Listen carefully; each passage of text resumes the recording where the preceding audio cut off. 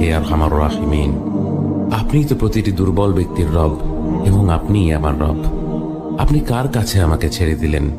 এমন অচেনা মানুষদের কাছে যারা আমার ক্ষতি করতে চায়, নাকি এমন শত্রুর কাছে যাকে আপনি আমার চেয়ে অধিক শক্তি দিয়েছেন?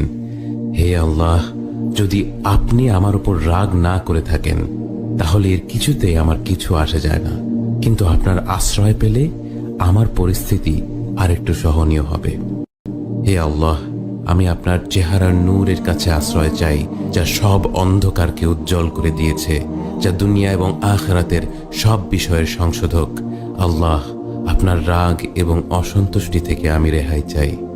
আল্লাহ, এ সব কাজই শুধু আপনাকে খুশি করার জন্য করা, এবং আপনি ছাড়া কোনো শক্তি নেই, কোনো ক্ষমতা নেই। একমাত্র আপনাকেই বলছি, হে আরহামার রাহিমিন,